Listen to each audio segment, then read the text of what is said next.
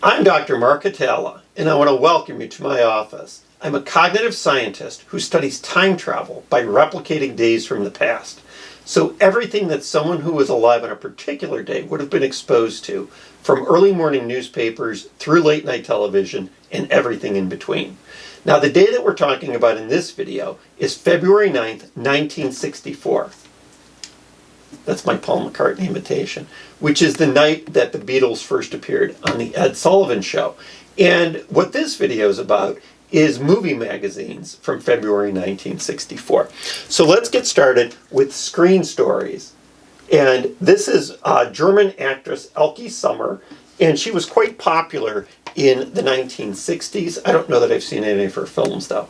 And she also appeared in the September 1964 issue of Playboy. But that's not one of the articles I want to talk about. What I do want to talk about is Mike Connolly's exclusive report from Hollywood. Now, he was a gossip columnist, and he had been at the Hollywood Reporter, and he was pretty famous for his time. Shirley MacLaine once, he'd written something negative about her career, and so she literally walked into his office and punched him in the face. Proving that direct action always beats litigation. Now, he's got a lot of gossip that you can read. My favorite story, though, it involves a date between Elvis Presley and Anne Margaret. They went to go see a movie called The Young Swingers, which I would recommend that you do not Google that term. But what's interesting about it is the number of bodyguards Elvis took with him. So he was in his Cadillac, and he had his bodyguards driving that.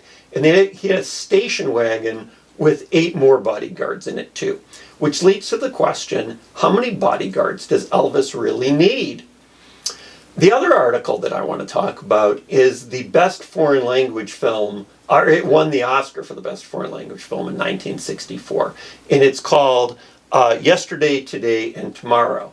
And it features Sophia Loren and Marcello Mastroianni. And this is kind of a puff piece of photographs and positive information about the movie. Because, again, a lot of American audiences didn't get to see Italian films. And since we're talking about Sophia Loren, she's also on the cover of the Saturday Evening Post. Now, the Saturday Evening Post wasn't doing so good in the 1960s. And so its glory days of Norman Rockwell covers was way behind it. And it actually ceased publication in 1969. There have been revivals of it, but none of them have really stuck. A couple articles in here that I want to talk about. One is there's a biography of Sophia Loren, and it's very good. It gets into, because it's written in 1964, it gets into her measurements, which were 38, 24, 38.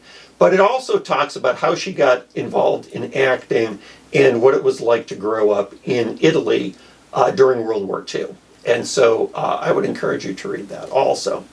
The other thing that I thought was really interesting are the ads that are in the Saturday Evening Post. Now, of course, they have ads for things like station wagons, but although they provide information about it, they don't say how many bodyguards you can fit into a single station wagon. But we know it's 8 because that's how many Elvis was able to do.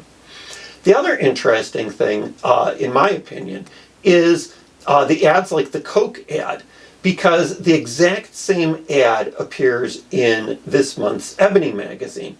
Exact same clothes on the models and everything. The only thing that's different is the racial characteristics of the models. And so I will put links to all of these below so you can read them for yourselves. But while you're there, at timetravelsimplified.com, I would encourage you to become a time traveler and buy my book, Beatles in America, February 9th, 1964. It's guaranteed. Our motto is, it's time travel or it's free. If you'd like to support my research further, I put a link to my Patreon account below. Otherwise, I'd ask you to like and subscribe and share this video, and have a great day.